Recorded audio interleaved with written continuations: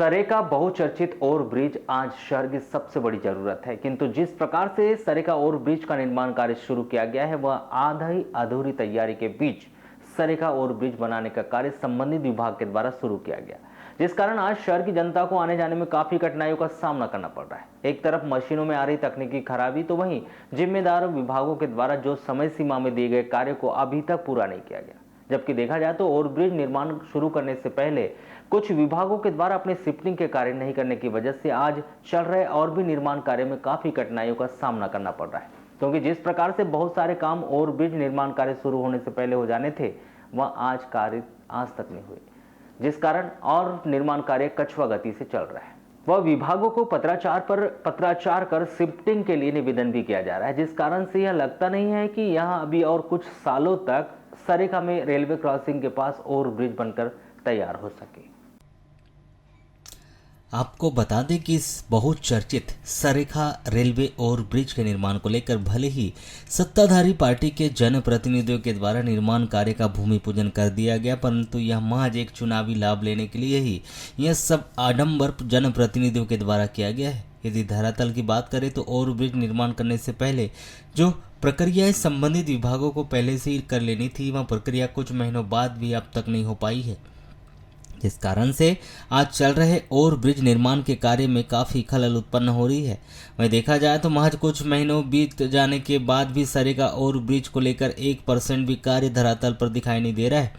वहीं ओवरब्रिज भी निर्माण करने के बाहर से पहुंची टीम की यदि माने तो उनका कहना है कि ओवरब्रिज निर्माण से पूर्व जो काम संबंधित विभाग को करना चाहिए था वह काम अभी तक नहीं हो पाया और ना ही नगर पालिका के द्वारा पाइपलाइन को शिफ्ट और जो अतिक्रमण हटाने की कार्रवाई पूर्व में हो जानी थी वह अभी तक नहीं हो पाई है। महज कुछ दुकानदारों को टीन सेट से हटाकर नगर पालिका को लग रहा था कि उनके द्वारा अपनी जिम्मेदारी निभा ली गई, वह गलत है। सबसे पहले तो नगर पालिका को ओवरब्रिज निर्माण कार्य शुरू करने से पहले पाइपलाइन को शिफ्ट कर देना था।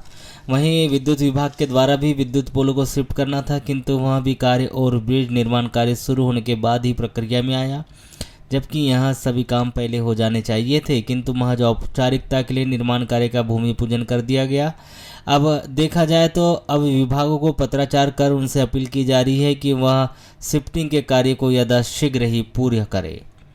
900 मीटर से अधिक लंबे सरेका रेलवे ओवरब्रिज का ढांचा खड़ा करने के लिए इन दिनों गहरे गड्ढे को खोदने का काम चल रहा है। इसके लिए डब्ल्यूडी के सेतु संभाग के द्वारा बाहर से मेट मशीन बुलाई गई थी, लेकिन मशीन संचालक व विभागीय अधिकारियों में तालमेल न होने के कारण इस मशीन को वापस लौटा दिया गया। इसके बाद भिलाई छत्तीसगढ़ से मेट अथवा रोटरी मशीन मंगाई गई। कुछ दिन बैयर बाईपास मार्ग पर गड्ढे खोदने के बाद रक्षाबंधन पर मशीन की आयलिंग ग्रीसिंग की गई, लेकिन इसी दौरान मशीन की आयल सील टूट गई। इस आयल सील को सुधारने के लिए मुंबई से मशीन मंगाना पड़ा। इसके कारण गड्ढे खोदने का काम रुका रहा। बुधवार को भी मशीन ठीक तो हो गई, लेकिन इससे ज़्यादा काम नहीं हो पाया।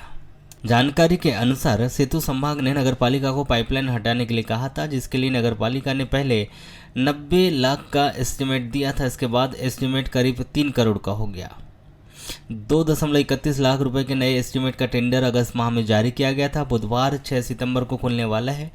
बड़ा सवाल यह है कि निर्माण कार्य शुरू होते ही नगरपालिका को पाइपलाइन होने की जानकारी थी, लेकिन इसके एस्टीमेट टेंडर सहित अन्य प्रक्रिया में लंबा समय लग गया, जिसके कारण पाइपलाइन हटाने की कार्रवाई अब तक शुरू नहीं हो पाई। वहीं विद्युत विभाग के द्वारा विद्युत पोल शिफ्टिंग को आधे से ज़्यादा काम पूरा कर लिया गया है। वहीं सरेका रेलवे ओवरब्रिज निर्माण में भारी यातायात के लिए अब तक रास्ता न दिया जाना भी काम की धीमी रफ्तार का बड़ा कारण है। करीब 1.5 माह पहले गोंदिया से आए रेलवे के अधिकारियों ने मुआयना कर अपने हिस्से का काम शुरू करने की बात कही थी, लेकिन इसके लिए पहले यातायात को बैयर बाईपास तथा गौरवपथ से होते हुए गुजारने के लिए प्रशासन से मांग की गई थी, लेकिन कुछ दिन बाद भी इस कार्य नहीं हुआ। सूत्रों के मुताबिक रेलवे तब तक अपने हिस्से का काम शुरू नहीं करेगा जब तक भारी यातायात के आवागमन के लिए प्रशासन विकल्प नहीं बनाता। जानकारी के अनुसार बुधवार को रेलवे अधिकारियों ने ओवरब्रिज के डिजाइनिंग, अंडरपास सहित अन्य मुद्दों पर बैठक भी की।